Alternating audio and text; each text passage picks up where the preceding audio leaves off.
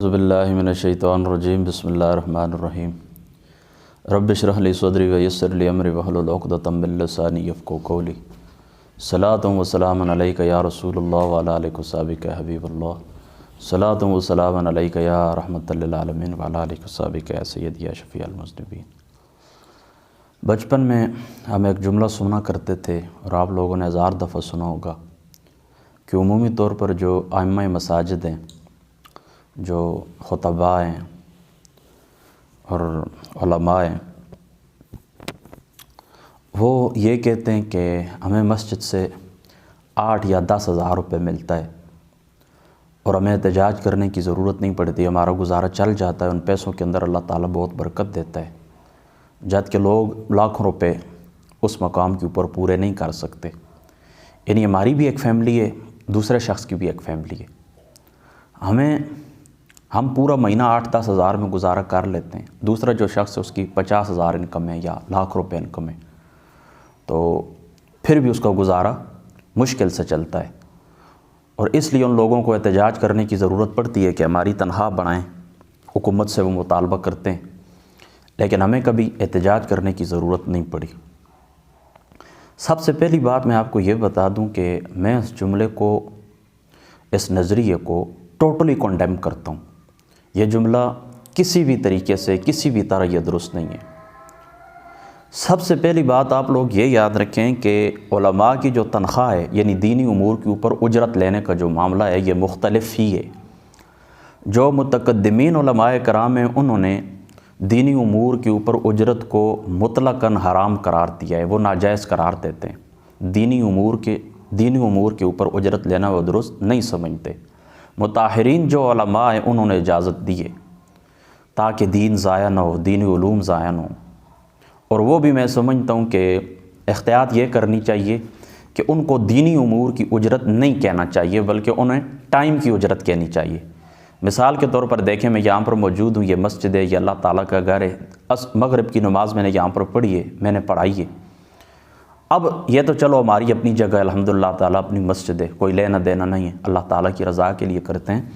اگر یہاں پر کوئی شخص ہوتا، کمیٹی والے ہوتے، وہ مجھے تنخواہ دیتے 10 ہزار روپے، تو اب سوال تو یہ پیدا ہوتا ہے کہ دیکھیں نماز تو میں نے ویسے بھی پڑھنی تھی، تب ان کو پڑھا دی تو تنخواہ کیسی؟ تو اس کا جواب یہ ہے کہ نماز میں نے پڑھنی تھی، لیکن اس جگہ کے اوپر نہیں پڑھنی تھی۔ نماز جہاں پر دیکھیں فرض ہے، میں جہاں پر پڑھوں، اس مسجد میں نہ پڑھوں، دوسری مسجد میں پڑھوں، میں ٹائم کا بھی پابند نہیں ہوں۔ 2 منٹ پہلے آ جاؤں، 2 منٹ پیچھے آ جاؤں، اگر 2 منٹ بعد میں آ جاؤں تو اپنی نماز پڑھ لوں گا، 2 منٹ پہلے آ جاؤں امام کے پیچھے پڑھ لوں گا۔ تو میرے اوپر یہ فرض نہیں ہے کہ اس گاؤں کی اس مسجد کے اندر اس جگہ کے اوپر میں نے مغرب کی، صبح کی، فلاں کی نماز پڑھانی ہے۔ یہ جو ٹائم مقید ہوتا ہے، یعنی ٹائم متعین ہو جاتا ہے کہ آپ نے 5 وقت کی پابندی کرنی ہے، اسی جگہ کے اوپر پابندی کرنی ہے، تو یہ کہنا چاہیے دینی امور کے اوپر اس کو اجرت نہ کہیں، احتیاطاً میں کہہ رہا ہوں، بلکہ یہ کہیں کہ ہم نے وقت کی اجرت لی ہے، جو ہم نے وقت دیا ہے اس وقت کی ہم نے اجرت لی ہے، دینی امور کے اوپر اجرت نہیں ہے۔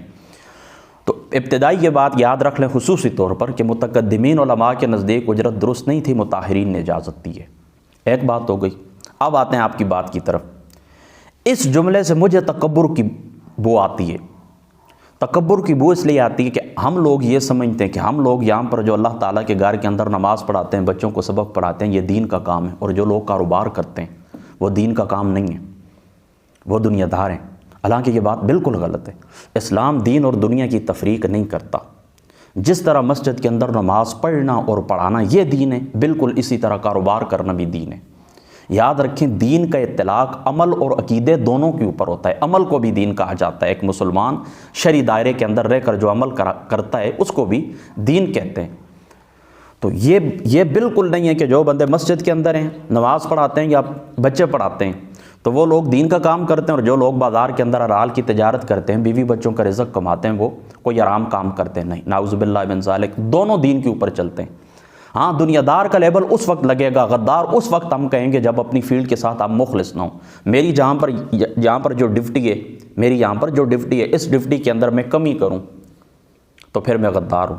جو ذمہ داری میری لگائی گئی ہے میں اس کو اچھے طریقے سے ادا نہ کروں۔ اس طریقے سے کوئی شخص ہے، وہ گورنمنٹ کا ملازم ہے، 8 گھنٹے اس کی ڈیوٹی ہے، اس میں وہ کمی بیشی کرتا ہے، افسر سامنے نہیں ہوتا، چھٹی کر لیتا ہے۔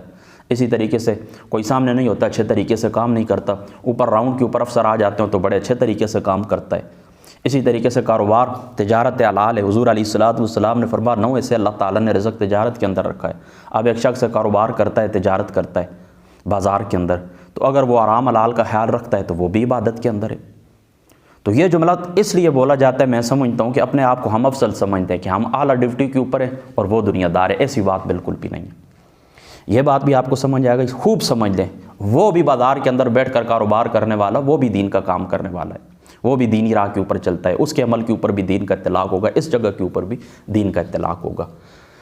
تو پھر کیا وجہ ہے کہ اللہ تعالیٰ کی ذات اقدس آپ کے اوپر زیادہ مہربان ہے؟ آپ کے 8,000 روپے کے اندر لاکھ روپے کی وہ جگہ رکھتا ہے، اتنی برکت آ جاتی ہے، وہ بیچارہ سارا دن کھپتا رہتا ہے اور لاکھ روپے کماتا ہے، پھر بھی وہ اس کا معاملہ پورا نہیں ہوتا۔ تو اس کا مطلب یہ ہے کہ آپ لوگ ایک تو تکبر کرتے ہیں اور دوسرا اللہ تعالیٰ کی ذات اقدس کی طرف آپ ناانصافی کی نسبت کرتے ہیں، اور ناانصافی کرنا یہ عیب ہے، اور اللہ تعالیٰ کی ذات اقدس منزہ عن العیوب ہے، ہر عیب سے اللہ تعالیٰ کی ذات اقدس پاک ہے۔ تو آپ کے اس جملے سے 2 خرابیاں لازم آتی ہیں، ایک تو اپنے آپ کو افضل سمجھنا، دین اور دنیا کو جدا سمجھنا، اور دوسرا ان لوگوں کے اوپر بے جا تنقید کرنا، اور تیسرا اللہ تعالیٰ کی ذات اقدس کی طرف بے انصافی کی نسبت کرنا۔ یہ بات آپ اچھی طرح سمجھ گئے۔ اب اگلی بات کی طرف آتے ہیں کہ آپ لوگ احتجاج کیوں نہیں کرتے؟ ہاں، ایک بات یہ بھی یاد رکھ لیں، وہ جو لوگ کاروبار کرتے ہیں نا، وہ جو لوگ کاروبار کرتے ہیں حقیقی طور پر محسن وہی ہیں ہمارے۔ دیکھیں نا، حضرت عیسیٰ علیہ السلام ایک جگہ سے گزرے، امام غزالی صاحب رحمۃ اللہ تعالیٰ علیہ، آپ نے احیاء العلوم کے اندر لکھا ہے، تو ایک شخص بیٹھا بڑے اچھے انداز سے عبادت کر رہا تھا، بہت اچھے انداز سے وہ عبادت کر رہا تھا۔ تو حضرت عیسیٰ علیہ السلام نے اس سے پوچھا کہ آپ بتائیں کہ آپ کی ڈیوٹی کون انجام دیتا ہے، یعنی آپ کی کفالت کون کرتا ہے، آپ کو خرچہ وغیرہ کون دیتا ہے؟ تو وہ کہنے لگا میرا دوسرا بھائی ہے، میرا دوسرا بھائی ہے۔ تو آپ فرماتے ہیں حقیقی طور پر دین کا خدمتگار وہ ہے جو آپ کا دوسرا بھائی ہے۔ میں آپ کو اپنی مثال دیتا ہوں، دیکھیں میں بھی بیغام ہوں، آپ لوگ مجھے دیکھتے رہتے ہیں، میں بھی آزاد ہوں، کسی قسم کی معاشی ٹینشن میرے اوپر نہیں ہے، کسی قسم کی معاشی ٹینشن نہیں ہے۔ اس کی وجہ کیا ہے؟ اس کی وجہ یہ ہے کہ ہمارا اپنا کاروبار ہے، میرے بھائی ہیں، چھوٹے بھائی وہ کاروبار کرتے ہیں، مجھے انہوں نے آزادی دی ہوئی، آپ دین کی خدمت کریں۔ اگر وہ ہاتھ روک لیں، میں یہاں پر نہیں بیٹھ سکتا آزادی کے ساتھ، وہ کہیں کہ آج کے بعد خرچہ آپ کا بند، آپ کو کچھ بھی نہیں دیں گے۔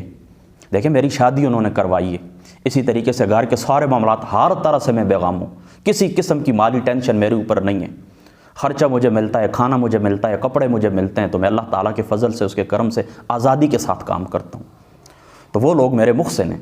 تو جن لوگوں کے اوپر آپ تنقید کرتے ہیں اور ان کو آپ لوگ کہتے ہیں کہ تمہارے پیسے کے اندر برکت نہیں ہے، تم دنیا دار ہو، حقیقت کے اندر وہ ہمیں سپورٹ کرنے والے لوگ وہی ہیں اور انہی کی وجہ سے کام چلتا ہے۔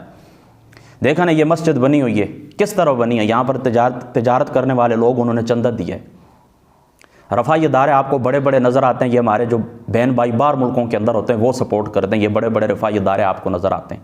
آپ کوئی مدرسہ اٹھا کے دیکھیں، کسی مسجد کو دیکھیں، کسی دینی ادارے کو دیکھیں، تنخواہ ہمیں کہاں سے ملتی ہے آپ یہ دیکھیں۔ وہ بھی تو پیچھے صف کے اندر جو ہوتے ہیں دنیا دار ہوتے ہیں، کسی کی دکان ہوتی ہے بازار کے اندر، کوئی درزی کا کام کرتا ہے، کسی کا تعلق صنعت سے ہوتا ہے، کسی کا انڈسٹری سے کسی کا تعلق ہے، کسی کا تعلق ٹریڈ سے، تجارت سے، وہ سارے دنیا دار ہوتے ہیں نا۔ تو وہی آپ کے لیے 100 200 اکٹھا کرتے ہیں، آپ کی تنخواہ بنتی ہے، پیسے تو ان کا ہی آپ کے ہاتھ آتا ہے۔ تو آپ ان کو کس طرح ایڈ کر سکتے ہیں جو ہمارے محسن ہیں؟ ان کی ہم مذمت کس طرح بیان کر سکتے ہیں کہ سارے مساجد، مدارس، خانقاہوں کے اندر پیسہ ہی ان کا ہے؟ میں آپ کو قسم اٹھا کے کہتا ہوں، آج بھی میں اللہ تعالیٰ کے گھر کے اندر موجود ہوں، مجھے تقریباً ان 5-6 سالوں میں تقریباً 5 سے 7 لاکھ روپے ملے، لوگوں نے مجھے دیے ہیں، 5 سے 7 لاکھ روپے مجھے ملے ہیں۔ کس کے لیے ملے؟ ملے مسجد کے لیے، مدرسے کے لیے، دینی امور کے لیے۔ کن لوگوں نے دیے؟ اگر میں قسم نہیں اٹھاتا ہوں، شاید ہو سکتا ہے کسی عالم دین کا، حافظ قرآن کا کہیں 150 اگر آگے ہو، میں قسم نہیں اٹھاتا، وگرنہ میں قسم اٹھاتا کہ اس کے اندر کسی عالم دین کا کوئی حصہ نہیں ہے۔ وہاں پر سارا دنیا جن کو ہم دنیا دار کہتے ہیں ان لوگوں کا دیا وہ پیسہ ہے۔ تب یہ مسجد کے اندر میں بیٹھوں، یہ بھی الحمدللہ تعالیٰ تعمیر ہے، مانسار شریف کے اندر بھی ہے، ایک دوسرا گاؤں ہے اس کے اندر بھی، وہاں پر میں بنیادیں رکھ چکا ہوں۔ یہ سارے دنیا دار لوگ ہیں جو ہمیں سپورٹ کرتے ہیں۔ تو حقیقی طور پر تو دین کی خدمت کرنے والے پھر وہی لوگ ہیں۔ میری بات آپ سمجھ گئے؟ میرا پیغام پہنچانا مقصود یہ ہے کہ ان لوگوں کو ہٹ نہ کریں، یہ لوگ ہمارے محسن ہیں، انہی کی وجہ سے نظام چل رہا ہے، انہی کی وجہ سے ہم آزاد ہیں، انہی کی دنیا تنخواہوں سے ہم عیاشیاں کرتے ہیں۔ احتجاج نہ کرنے کی 2 وجہ ہو سکتی ہے، میں اور بھی آپ کو تھوڑا سا اور بھی وضاحت دے دیتا ہوں، بلکہ اس سے پہلے بھی میں ایک بات آپ کو بتاتا ہوں۔ میرے کئی دوست ہیں، میں قسم اٹھاتا ہوں، میرے ساتھ ان کا تعلق ہے، ان کی 5-7 ہزار تنخواہ ہے، مسجدوں کے اندر وہ کام کرتے ہیں، وہ ہمیشہ تنگی کا رونا روتے رہتے ہیں۔ ان کی کئی خواہشاتیں نہیں پوری ہوتی، ان کے کئی بچوں کی خواہشاتیں نہیں پوری ہوتی، ان کی بیویوں کی کئی خواہشاتیں نہیں پوری ہوتی، وہ پریشان ہوتے ہیں، لیکن اس کے ساتھ جو لوگ تجارت کاروبار کرتے ہیں آسانی سے ان کی زندگی گزرتی ہے۔ اگر اس طرح کا یہ معاملہ ہوتا ہے، ان پیسوں کے اندر اتنی برکت ہوتی تو بڑے بڑے اکابرین نے بڑے بڑے کاروبار کیے، وہ کاروبار کبھی نہ کرتے۔ میری بات حضرت امام اعظم ابو حنیفہ رضی اللہ تعالیٰ عنہ آپ کپڑوں کا کاروبار کرتے تھے، اسی طریقے سے حضرت عبد الرحمن ابن عوف حضور پاک صلی اللہ تعالیٰ علیہ وسلم آپ کے صحابی تاجر تھے، ام المؤمنین حضرت خدیجۃ الکبریٰ رضی اللہ تعالیٰ عنہ آپ تاجر تھیں۔ اور میں بڑے صوفیاء کرام کے نام پیش کر سکتا ہوں، صحابہ پاک کے نام پیش کر سکتا ہوں، اولیاء اللہ کے نام پیش کر سکتا ہوں۔ پرانے جتنے بھی علماء تھے آج کے دور کو چھوڑ کر، وہ ساتھ یعنی علم دین حاصل کرنے کے ساتھ وہ کوئی نہ کوئی ہنر بھی جانتے تھے، یا طبیب ہوتے تھے، حکمت سیکھ جاتے تھے، اور ان کا الگ ٹائم کے اندر یعنی نماز کے ٹائم کے علاوہ وہ اپنا حکمت خانہ چلاتے تھے، طب کا جو ان کا جو دواخانہ ہوتا تھا اس کے اوپر اپنی گزر اوقات کرتے تھے۔ میری بات آپ سمجھ گئے نا؟ اس بات کے اوپر آپ نے غور کرنا ہے۔ ہاں، احتجاج نہ کرنے اس کی طرف بھی آتا ہوں، یہ آخری بات ہے، بات لمبی ہو گئی، میں مختصر رکھنا چاہتا تھا۔ احتجاج اس لیے بھی نہیں ہوتا، دیکھیں کچھ لوگ وہ ہیں کہ جو دینی معاملات کے اندر خورد برد کرتے ہیں، یعنی جو پیسہ ہمیں ملتا ہے مسجد کے لیے، مدرسے کے لیے، تو وہ اپنی ذات کے اوپر بھی استعمال کرتے ہیں۔ ایسے لوگ ہیں، سب نہیں ہیں، میں مسجد کے اندر اللہ تعالیٰ کے گھر کے اندر بیٹھا ہوں، خوف خدا رکھنے والے لوگ موجود ہیں، ہر مسلک کے اندر موجود ہیں، وہ اللہ تعالیٰ کو خوف رکھتے ہیں۔ وہ جو دینی امور کے اوپر جو ان کے لیے جائز ہوتا ہے، جن کے اوپر علماء نے فتویٰ دیا ہو کہ اتنا آپ کے لیے جائز ہے، آپ اپنی ضرورت لے سکتے ہیں، ایسے لوگ بھی موجود ہیں کہ وہ نہیں لیتے، جائز بھی جو ان کو اپنے اوپر شراب کی طرح انہوں نے حرام قرار دیا ہو کہ نہیں لیں گے، یہ ہمارے لیے جائز ہے لیکن نہیں لیں گے، جو کچھ کریں گے اللہ کی رضا کے لیے کریں گے، اس کا نتیجہ اللہ تعالیٰ میں آخرت کے اندر دیں گے۔ میری بات آپ سمجھ گئے؟ ایسے لوگ بھی ہیں۔ تو کچھ لوگ جو احتجاج نہیں کرتے، انہیں غم نہیں ہے کسی قسم کا، وہ دینی امور کے اندر خورد برد کرتے ہیں۔ یہ جو فنڈنگ ہوتی ہے، لاکھوں روپے ہوتی ہے، کروڑوں روپے فنڈنگ ہوتی ہے دین کے نام پر، اس کے اندر وہ خورد برد کرتے ہیں۔ اور کچھ لوگ ایسے نہیں ہیں، صاف ستھرے ہیں۔ تو اس کے علاوہ ان کا نظام پتہ ہے کہ ان کو احتجاج کرنے کی ضرورت اس لیے نہیں پیش آتی کہ کوئی شخص مرتا ہے تو 1 سال تک مزے ہوتے ہیں، بس جمعرات کا کھانا شروع ہوتا ہے، پہلے دن کا کھانا، پھر تیسرے دن کا کھانا، پھر جمعرات کا کھانا، پھر 40ویں کا کھانا، پھر ختم کرتے ہیں تو وہ آپ کے ٹنوں کے حساب سے فروٹ تقسیم ہوتا ہے، مولوی صاحب کو ملتے ہیں، ان کو کپڑے ملتے ہیں، ان کو خوشبوئیں ملتی ہیں، ان کو رومال ملتے ہیں، باقی بہت سارے معاملات ان کی خدمت کی جاتی ہے۔ پھر نکاح ہوتا ہے، اس کے اندر الگ نکاح پڑھتے ہیں، اس کی فیس الگ ہوتی ہے، وہ فیس اس طرح لوگ نذرانے دیتے ہیں۔ رمضان المبارک کے اندر لوگ امام کی خدمت کرتے ہیں، پھر آپ صورتیں پڑھتے ہیں، اس کے الگ پیسے ملتے ہیں۔ رمضان المبارک کے اندر قرآن پاک سناتے ہیں، اس کے الگ پیسے ملتے ہیں۔ مجھے بتائیں کتنی طرف سے آپ کو آمدن آتی ہے، کتنی طرف سے آپ کو انکم آتی ہے؟ وہ تنخواہ کا تو ویسے نام ہوتا ہے، 5-7 ہزار روپے تنخواہ کا ویسے نام ہوتا ہے۔ جمعے والے دن میں نے کئی مساجد کے اندر دیکھا ہے، لوگ خطباء کی ویسے خدمت کرتے رہتے ہیں، چلو ہمارے امام صاحب ہیں۔ ٹھیک ہے، ساری میری اس گفتگو کا خلاصہ یہ ہے، کسی کو ہارٹ کرنا مقصد نہیں ہے، کسی کا دل دکھانا مقصد نہیں ہے۔ میں بھی اللہ تعالیٰ کے گھر کے اندر بیٹھا ہوں اور میرا بھی اسی فیلڈ کے ساتھ تعلق ہے، لیکن بے جا ان لوگوں کو ہٹ نہ کیا کریں، ان کو دنیا دار نہ کہا کریں۔ جو لوگ حلال کاروبار کرتے ہیں، بزنس کرتے ہیں، یہ بھی اللہ تعالیٰ کی راہ کے اندر ہے۔ میں پہلے بھی آپ کو بتا چکا کہ دین کا اطلاق عمل کے اوپر بھی ہوتا ہے، عقیدے کے اوپر بھی ہوتا ہے۔ دنیا دار وہی شخص ہے جس کے دل کے اندر خوف خدا نہیں ہے، جو اپنی آخرت کو بھول گیا ہے۔ باقی جس کوئی کھانا کھاتا ہے، کوئی راستے کے اندر چلتا ہے، کوئی کاروبار کرتا ہے، کوئی نماز پڑھاتا ہے، کسی کا تعلق انڈسٹری سے، بس جو بھی شریعت کے دائرے کے اندر ہے سب دیندار ہیں، کوئی شخص بھی دنیا دار نہیں ہے۔ بس اللہ تعالیٰ سمجھ کی توفیق عطا فرمائے۔ السلام علیکم۔